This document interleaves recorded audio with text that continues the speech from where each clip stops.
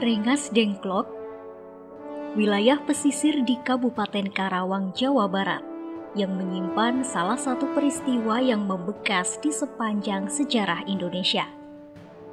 Proklamasi Kemerdekaan Indonesia pada 17 Agustus 1945 tidak bisa dilepaskan dari peristiwa Rengas Dengklok. Peristiwa Rengas Dengklok merupakan aksi yang dilakukan oleh golongan muda pimpinan Chairul Saleh yang terjadi pada 16 Agustus 1945 dengan menculik Soekarno dan Hatta sebelum proklamasi kemerdekaan dibacakan.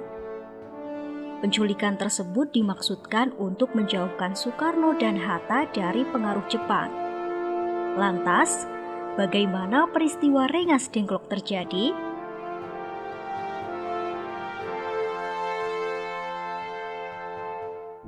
Peristiwa Rengas Dengklok menjadi peristiwa yang memiliki keterkaitan terhadap pengumuman proklamasi kemerdekaan Indonesia pada 17 Agustus 1945.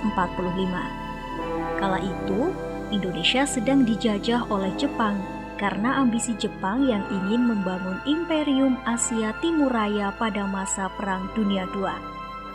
Dari peristiwa tersebut, Jepang mengalami kekalahan yang ternyata memberikan dampak besar pada Indonesia. Sejak saat itu, ketegangan pun mulai muncul antara golongan tua dan golongan muda. Golongan tua dan golongan muda memiliki perbedaan pendapat terkait kapan waktu yang tepat untuk mengumumkan proklamasi kemerdekaan Republik Indonesia.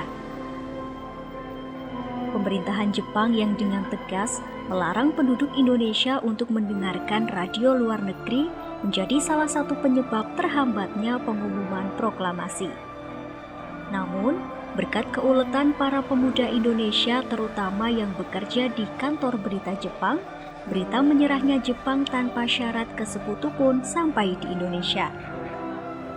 Sultan Syahrir yang mendengar berita kekalahan Jepang melalui radio gelap pun lantas mendesak Soekarno-Hatta untuk segera melakukan proklamasi kemerdekaan Indonesia.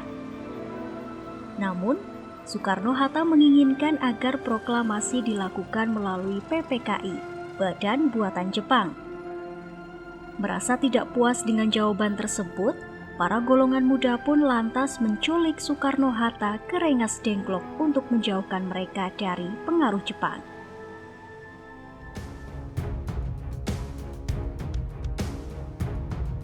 Pada tanggal 15 Agustus, golongan muda mengadakan rapat di Pegangsaan Timur, Jakarta, terkait kapan pengumuman proklamasi kemerdekaan Indonesia sebaiknya dilakukan. Rapat yang dipimpin oleh Chairul Saleh ini kemudian menyepakati bahwa kemerdekaan Indonesia adalah keputusan dari rakyat, bukan Jepang. Malamnya, para golongan muda mengutus Wikana dan Darwis untuk menemui Soekarno-Hatta. Mereka menuntut agar proklamasi kemerdekaan dilakukan pada tanggal 16 Agustus 1945. Jika Soekarno-Hatta menolak, maka akan terjadi sebuah pergolakan besar. Jadi itu terjadi pada tanggal 15, menjadi sangat penting sekali. Pokoknya kita harus segera kemerdekaan. Merdeka harus segera diucapkan, diproklamasikan. Tapi Soekarno tampaknya tidak begitu merespon segera. Secara pikiran mereka sudah siap, Soekarno sudah siap, tapi tidak bisa merespon karena memang janji dari Terauchi itu sudah tepat bahwa Jepang memberikan kemerdekaan. Tapi kapan itu yang tidak diberikan. Nah, karena PPKI itu berfungsi untuk mempersiapkan kemerdekaan. Namun permintaan Wikana dan Darwis ditolak oleh Soekarno dan Hatta. Soekarno tidak bisa melepas tanggung jawabnya sebagai ketua PPKI, sehingga ia harus berunding terlebih dahulu dengan Badan Buatan Jepang itu. Karena menerima penolakan dari Soekarno dan Hatta, Wikana dan Darwis lantas kembali dan mengadakan rapat yang digelar di Jalan Cikini nomor 71 Jakarta. Rapat tersebut dihadiri oleh para tokoh golongan muda lainnya. Mereka pun memutuskan untuk membawa Soekarno dan Hatta ke Rengas Dengklok guna menjauhkan mereka dari pengaruh Jepang.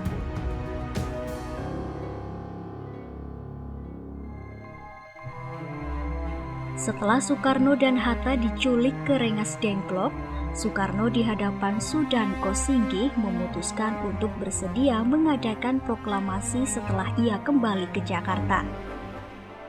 Golongan tua dan golongan muda pun menyepakati keputusan bahwa proklamasi kemerdekaan harus dilakukan di Jakarta oleh Soekarno. Esok harinya, Ahmad Soebardjo rela menaruhkan nyawanya dengan menjemput Soekarno dan Hatta untuk kembali ke Jakarta dan menjamin proklamasi kemerdekaan terselenggarakan. Sekembalinya dari Rengas Dengklok, Soekarno dan Hatta menuju ke rumah Laksamana Maida dalam rangka menyusun naskah proklamasi. Soekarno dan Hatta segera menyusun teks proklamasi di rumah Laksamana Maida yang kemudian diketik oleh Sayuti Melik. Lalu teks itu dibuat di rumahnya Tadashi Maida. Ditulis oleh Soekarno, ya. Kemudian di situ hadir beberapa orang, ya. Kemudian diminta untuk tanda tangan. Untuk tanda tangan, silahkan itu teks yang pertama itu di situ wakil-wakil bangsa Indonesia. Ada 30 orang, tapi ternyata orang-orang termasuk pemuda itu nggak berani tanda tangan. Lalu berlangsung terus sampai Soekarno itu tim itu persiapan itu dipinjami mesin ketik oleh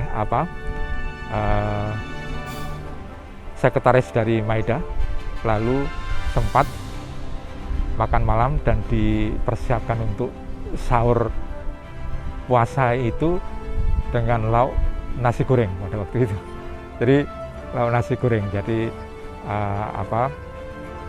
menarik sekali kalau kita lihat. Dan kemudian teks itu diganti, lalu diminta untuk ketik Sayuti Malik untuk mengetik teks itu. Kemudian teksnya itu tempo, yaitu lalu diganti tempo. Waktu kemudian wakil-wakil bangsa Indonesia itu diganti atas nama bangsa Indonesia. Hasil setelah terjadinya peristiwa Rengas Dengklok adalah proklamasi kemerdekaan akan diumumkan pada tanggal 17 Agustus 1945, selambat-lambatnya pukul 12 waktu Indonesia Barat.